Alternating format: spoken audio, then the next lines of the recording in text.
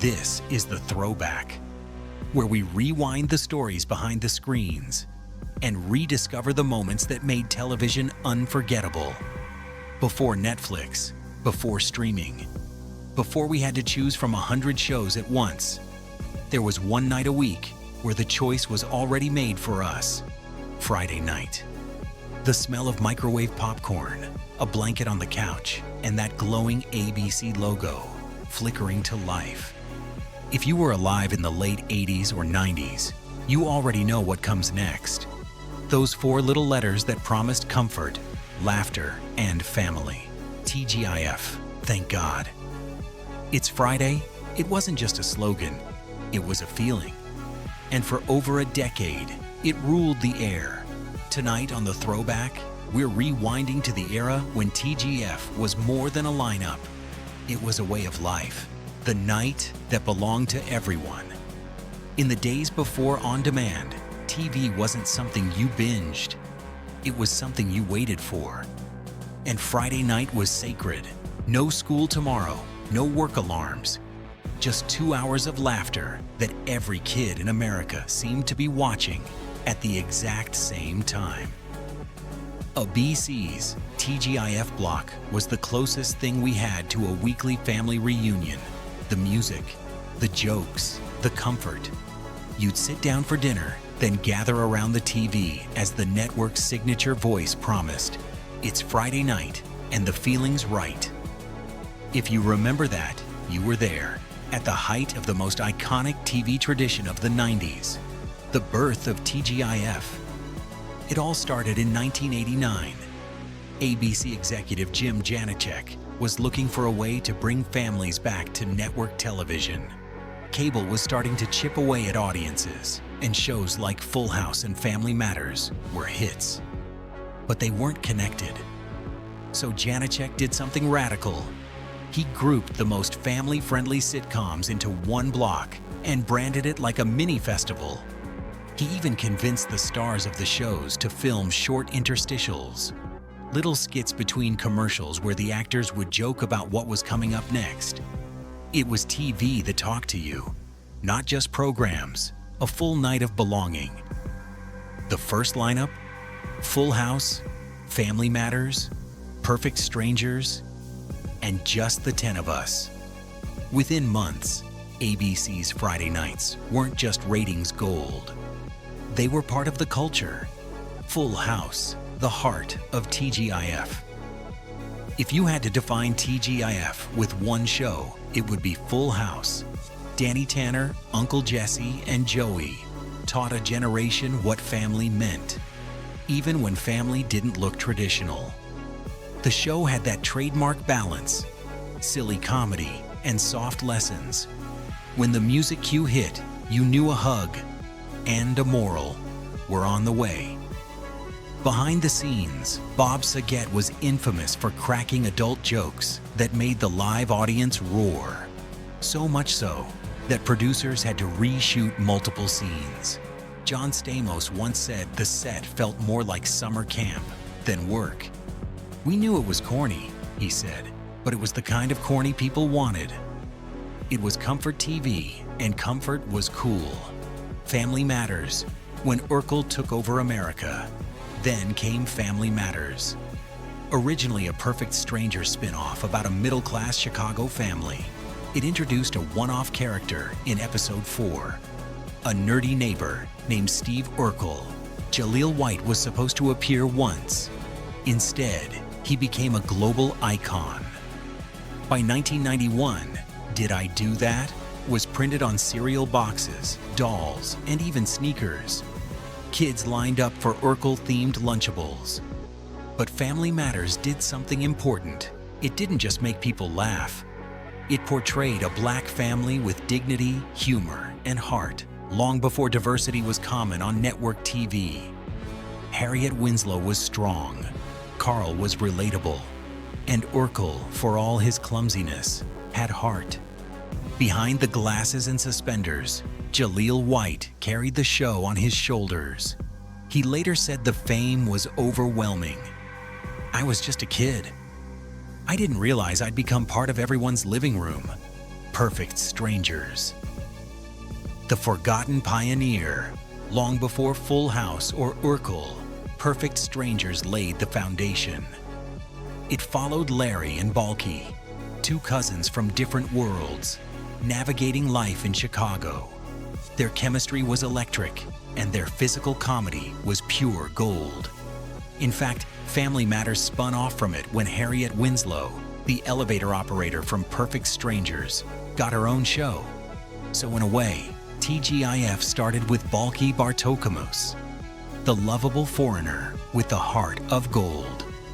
It may not be the show people remember first, but without Perfect Strangers, there would be no TGIF, Step by Step. The Modern Brady Bunch. When Step by Step joined in 1991, it gave viewers something fresh, a Brady Bunch for the MTV generation.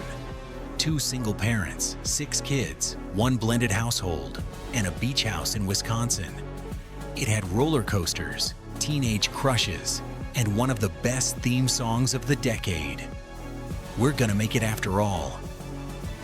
Patrick Duffy and Suzanne Summers were perfect as Frank and Carol, both TV veterans who brought genuine warmth to every scene. Behind the scenes, the cast became a real family. They'd film together all week and spend weekends at amusement parks. It wasn't just a sitcom. It was a snapshot of what family looked like as the 90s began to change. Boy Meets World, growing up in real time. If TGIF was a family, Boy Meets World was its coming-of-age heart. From awkward middle schooler to college grad, Corey Matthews grew up right in front of us. Sean Hunter's struggles, Topanga's brilliance, and Mr. Feeney's wisdom became part of an entire generation's moral compass. When Feeney looked out that classroom door and said, "Believe in yourselves, dream, try, do good," it wasn't just for the characters, it was for us. Behind the scenes, the cast grew up together too. Danielle Fishel, who played Topanga, joined the show at 12 years old. She later said it felt like real school, just with cameras. Boy Meets World didn't just reflect growing up, it guided it. Dinosaurs, the experiment that worked. Then came the weirdest, wildest entry in TGIF history. Dinosaurs. Yes, the show about the Sinclairs, a family of talking, animatronic dinosaurs living like suburban humans. It sounds ridiculous now, but Dinosaurs was a phenomenon. It combined absurd comedy with biting social satire, touching on environmentalism, consumerism, even addiction. And that ending, the family sitting together as the Ice Age closes in, remains one of the darkest finales ever broadcast during a family block. TGIF took a risk, and for a while, it worked. Sabrina the Teenage Witch, When Magic Met Teen Angst. By 1996, ABC wanted something that appealed to older teens. Enter Sabrina the Teenage Witch. Melissa Joan Hart had already built a loyal following, and Sabrina gave her the chance to blend humor with a little rebellion. With her talking cat Salem, voiced by Nick Bakay, and magical hijinks, the show became a TGIF standout. Behind the scenes, the cat was played by a mix of real cats, puppets, and animatronics, which frequently malfunctioned, forcing Hart to act through laughter. But beneath the fantasy, Sabrina was about independence, the same coming-of-age story TGIF had always told, just with a spellbook. Hang in with Mr. Cooper. The cool teacher era. In 1992, Hang In with Mr. Cooper joined TGIF and brought a different kind of charm.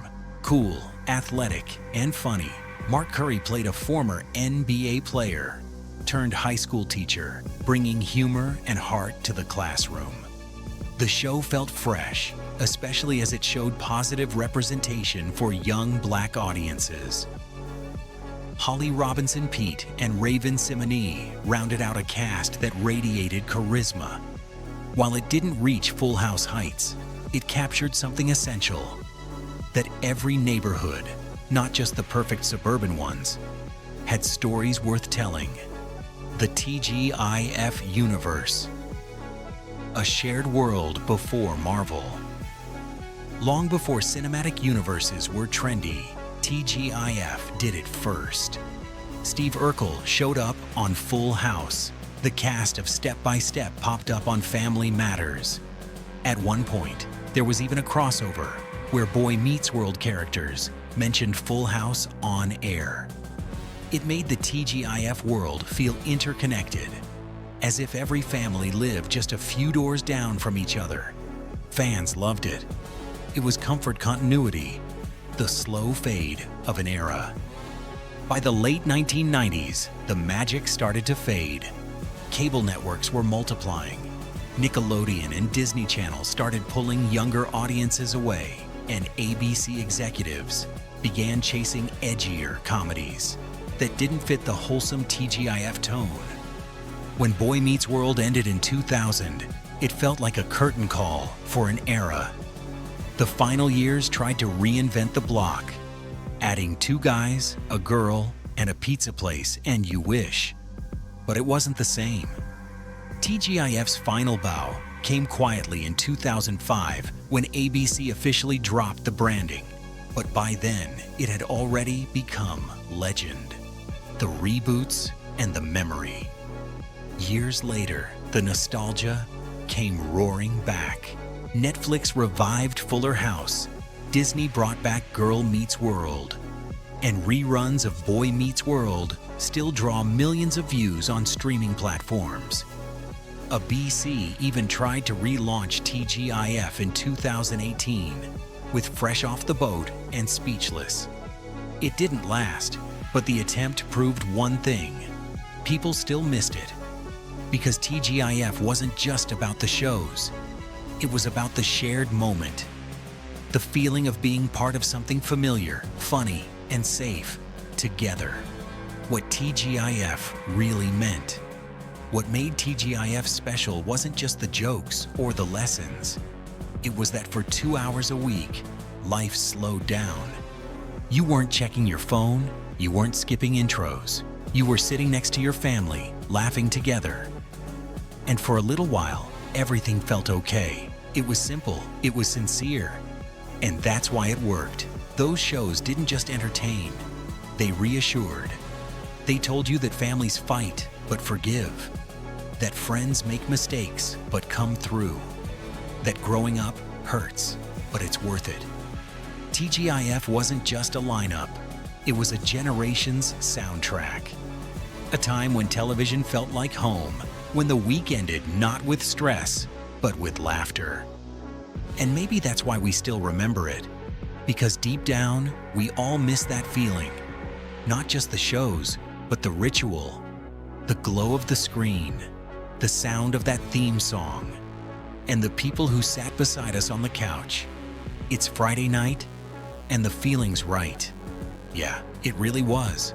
This has been the Throwback, where we rewind the stories behind the screens and rediscover the moments that made television unforgettable.